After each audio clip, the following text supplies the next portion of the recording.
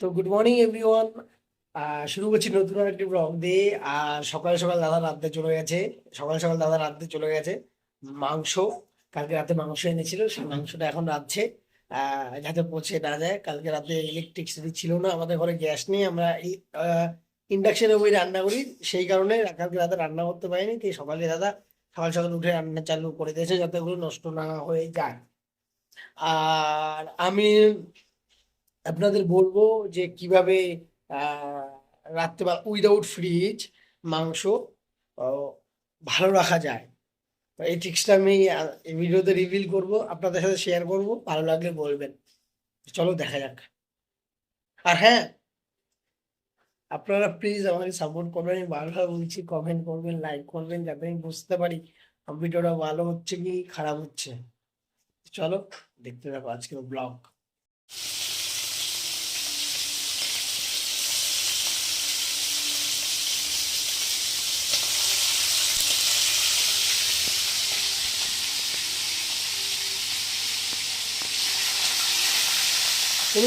কমে দে। এই দেখুন সব মশলাপাতি রেডি। আমার দাদা এখন সকাল সকাল দেখেছে রাঁধতে চলেছে মাংস। কারণ দেখে নিন, chicken leg piece. Nice nice. তো এটাকে ভালো করে ছুলে নিয়েছে। তো যাই হোক, সকাল সকাল আজকে মাংস কেন রাঁধছে তার কারণ হচ্ছে, আজকে কালকে রাতে এখানে খুব ঝড় বৃষ্টি হয়েছিল, তাই কারেন্ট ছিল না। তাই আমাদের মানে ইলেকট্রিসিটি না থাকলে আমরা ইন্ডাকশন ওভেনটা রাঁধতে পারবো না। তাই এই কারণে এখন সকালবেলা রাতে যাতে মাংসটা নষ্ট না হয়ে যায়, কালকে আমরা রাত্রেবেলা মাংসটাকে ঠান্ডা জলের মধ্যে রেখে দিলাম। আমাদের এখানে যদিও ফ্রিজ নেই তবুও রাতে আমরা কিভাবে রেখেছি, তেল মাখিয়ে মাংসটাকে তেল মাখিয়েছি, তারপরে দাদা ঠান্ডা জল কিনেছিল, ওইটা রেখে জানলার সামনে রেখেছি যাতে মাংসটা নষ্ট না হয়। ঠিক আছে, তাই এই সহজ উপায়ে আপনারা বাড়িতে এই টিক্সটা কাটিয়ে মাংসটাকে রাখতে পারেন। বেশি গরম হলে চলবে না, ওয়েদারে হালকা ঠান্ডা থাকা দরকার। তো যাই হোক, তো দাদা দাদা রেঁধে নিন, ততক্ষণে আমি আহ, বাকি কাজগুলো করে নিচ্ছি। তো ঠিক আছে, রান্না কর, ঠিক আছে। তো গাইজ দাদার মাঝখানে হঠাৎ করে অফিসে কাজ চলে এসে, তাই দাদা ল্যাপটপ নিয়ে বসে পড়েছে। আর আমি লাস্টের টুকু একটু মানে টেক কেয়ার করে নিচ্ছি। হ্যাঁ, দেখে নিচ্ছি এই যে গরম মানে মিট মশলা দিচ্ছি, এটা সানরাইজের মিট মশলা। মানে একদম লাস্টে কাজটা বলে যার শেষ ভালো তার সব ভালো। তো যাই হোক, আমারই হাত লাগাতে হলো শেষমেশ। তো রান্নাটা দেখুন কি মানে জুসি টাইপের হয়েছে একদম। দেখুন এই যে, ও হো মজা আ গয়া। আমি একটা তুলে দেখাচ্ছি, দাঁড়ান। এরকম রান্না বাড়িতে বসে করতে হবে না। আমি মাংসটাকে হালকা আগে ভেজে নিয়েছি, আর মাংসটাকে ভেজে নিয়ে তারপরে মশলা টশলা দিয়ে কষিয়ে করেছি। মানে দাদা করেছে, আমি শুধু জাস্ট কী বলে এটাকে লাস্টে একটু এসে নাড়াচাড়া দিচ্ছি। আর দেখুন এই যে সামনে, ও কাগজ কি দো পাঙ্কে লেকে উড়া চালা যাইও। যাই হোক, চলো গাইস, এবার আমি এটা খেয়ে নেবো। মানে এটা স্নান টান করে তারপর খাবো। চলো গাইস। তো গাইস, দাদার খাওয়া হয়ে গেছে, আমি এখন ভাত বাড়বো আর খাবো। এই যে মাংসের তরকারিটা দেখো, হা হা হা হা, মজা হবে না। আর এটার মধ্যে ভাত আছে অল্প একটু। চলো বেড়ে খেয়ে নিই।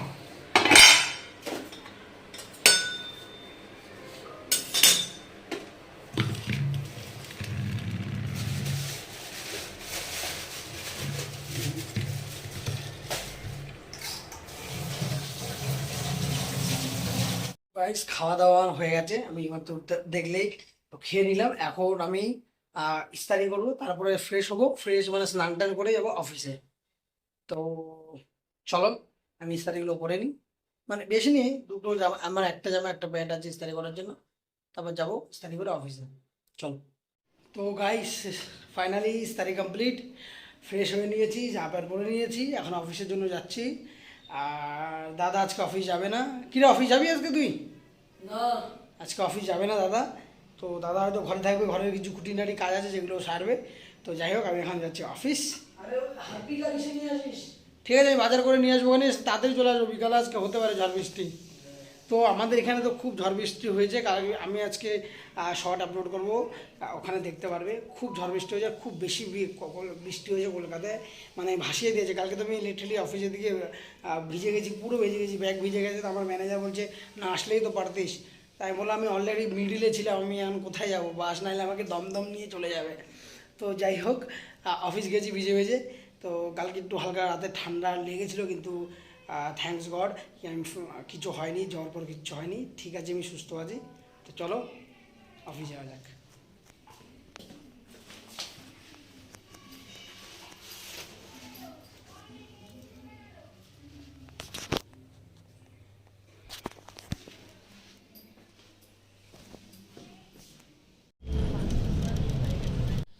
চলো গাইজ, বেরিয়ে পড়লাম। আমি এসি বাসে উঠেছি গরমের থেকে বাঁচার জন্য, যদিও ওয়েদারটা হালকা ঠান্ডা। এই বাসটা তাড়াতাড়ি চলে এসেছিলো, তাই উঠে পড়েছি। আর এই যে বাসের মধ্যে বসে আমি এখন কলকাতার দৃশ্য দেখতে দেখতে যাচ্ছি বাইরে। উফ, দারুণ লাগে দেখতে। তো যাই হোক, আপনারা একবার ভিজিট করবেন নিউ টাউন। এদিকটা, এই এরিয়াটা খুব সুন্দর। নিউ টাউন, তোমার বিশ্ব বাংলা গেট, দারুণ দারুণ। তারপরে ইকো স্পেস, গীতাঞ্জলি, দেখার মতন। আর এই যে এটা হচ্ছে বাস স্ট্যান্ড ছিল এখানে, না এখানে এই বাসটা, এখানে বাসটা দাঁড়িয়েছে সামনে রেড লাইট বলে। আর রেড লাইট ক্রস করে বেরিয়ে গেলাম। আর এই যে আমরা বিশ্ব বাংলা গেটের সামনে চলে এসেছি। আমি ভিতর থেকে পুরোটা দেখাতে পারছি না, পরে একদিন দেখাবো তোমাদের নিউটনে। আর এই যে বিশ্ব বাংলা গেটটা ক্রস করে গেলাম। আর এখানে যে বাস স্ট্যান্ডটা আছে, এটার নাম হচ্ছে রবীন্দ্র তীর্থ। হ্যাঁ, অনেকে নারকেল বাগানও বলে, আর অনেকে বিশ্ব বাংলা বলে। তো যাই হোক, এবার আমি অফিসের দিকে যাচ্ছি। আর দেখুন রাস্তার মধ্যে কি সুন্দর আলপনা টেনে দিয়েছে, দারুণ। বলেছিলাম না বাংলায় সব কিছু পাওয়া যায় দেখতে। আর এই যে একটা বাস স্ট্যান্ড, এই যে রবীন্দ্র তীর্থ। তো যাই হোক, আমি এখন অফিসে যাব। অফিসে গিয়ে তারপর দেখা যাক কী করা যায়। বিকালে মুখটা হালকা ছমছম করছিল, তাই চলে আসলাম হালকা ঝাল ঝাল টকটকে খাবার খেতে। আর আমি এখানে নিয়েছি 20 টাকার আম মাখা, আর এটা খাবো এখন। তো চলো। তো এখন আমি অফিস থেকে বেরিয়ে গেছি। আর দেখতে পাচ্ছ সামনে বাসগুলো ওই রোড থেকে যায়, এই রোডের উপর থেকে। আর এখন আমি বাস ধরবো। কারণ হচ্ছে আমি এখন ওই লোকাল বাসগুলো উঠতে আমি একটু ভয় পাই, তাই দেখছি ওখানে কোনো সরকারি বাস আছে কি না। এটা অন্য একটা, এখানে টিসিএসের বাসও যায়, বা টিসিএসের বাসে উঠতে গেলে পাস লাগে, আর পাস অনেক বেশি দাম। আর যেহেতু আমার ট্রাভেল অল্প অল্প একটুখানি সময়, বেশি দূর না, হালকা নিজেকে পোজ দিয়ে নিচ্ছি সেলফির সামনে। তো চলো, আমি বাসে উঠে বেরিয়েছি অলরেডি। আর এইবারও এসি বাস পেয়েছি। এবার এখান থেকে যাব ডিএলএফ, ডিএলএফ থেকে টোটো নিয়ে যাবো সিধা বাড়ি। আর এখানে হালকা জাম, তাই দাঁড়িয়েছে। তো চলো যাওয়া যাক বাড়ির দিকে। তো গাইস, আমি অফিস থেকে এসে গেছি। আর অফিস থেকে আসার পরে আজকে আমার দাদা একটা রেসিপি বানিয়েছে, ফ্রেঞ্চ ফ্রাই রেসিপি, যেটা হট ইটসে গিয়ে শর্টে চেক আউট করতে পারবে, হট ইটসে চেক করতে পারবে। আর আমরা আজকে রাতে দিচ্ছি আলু ভাজা আর পেঁয়াজের ডাল রাখবো, আর ভাত হবে। তো আলু ভাজা আমি দেখিয়ে দিচ্ছি, দাদা রেডেছে ভাজা। আর এই আলু ভাজাটা দেখুন এরকম ইসের মতন হয়েছে, মানে এটাই কী বলে দাদা, ছাড়া ছাড়া হয়েছে। তার কারণ হচ্ছে আমরা অনেক বেশি তেলে ভেজেছি, ফুটন্ত তেলে ভেজেছি, মতন হয়েছে। হ্যাঁ, মানে একটু ক্রাঞ্চি টাইপের, এর মধ্যে একটু যদি বাদাম, কারি পাতা এগুলো দিলে আর ভালো। তো আর এই যে আমি দাদা ভাত বসিয়ে দিয়েছে। আর এই যে বলছিলাম ফুটন্ত তেল, মানে ডোবা তেলে ভেজেছি, এই যে তেল। তো আর আজকে রাতে দাদা রান্না কি করবি? এই তো ভাত করছি, ডাল করবো। কিসের ডাল করবি? দেখ, ডাল তো পেঁয়াজের ডালই কর, তুই করিস, আমি পেঁয়াজের ডাল বানাবো। এই পেঁয়াজটা শুধু হালকা ভেজে নিবি। এদিকে দাদা এখন ডালটা ধুয়ে নিল। তো আমি অফিস থেকে এসে কিছু ঘরের কাজ ছিল যেগুলো করেছি। আর আমার দাদা আজকে রান্নাটা সামলাচ্ছে। তার আগে আমরা ফ্রেঞ্চ ফ্রাই যে ভিডিওটা বানিয়েছি, সেটা অবশ্যই গিয়ে হট ইটস চ্যানেলে চেক আউট করবে, শর্ট ভিডিও, দারুণ হয়েছে ভিডিওটা, দেখবে গিয়ে।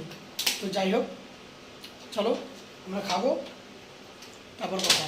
রাইস, এই যে দাদা রেঁধেছে পেঁয়াজের ডাল, এই যে পেঁয়াজের ডাল, আর এই যে ভাত, আর এই যে ঝিরিঝিরি আলু ভাজা, আর সাথে আছে আমাদের সেই ঘি বাবা। ও নুন আনিস নি? আর এই যে পেঁয়াজ, একটুকরো পেঁয়াজ কেন? আরে এইটা পেঁয়াজ বেশি হয়েছে, তো এইটা চল, ঠিক আছে। তো যাই হোক, নুনটা নিয়ে আসি আমি গিয়ে, জলও নিয়ে বসিস নি, চল আমি দুটো নিয়ে আসছি। তো চলো গাইস, খেয়ে নিচ্ছি আমরা। খেয়ে নিয়ে তারপরে আজকে একটা টিপস দেবো ভিডিওর শেষে। চলো আমি খেয়ে নিই, তারপরে দেবো। তো গাইস, যাই হোক, খাওয়া দাওয়া হয়ে গেছে আমাদের।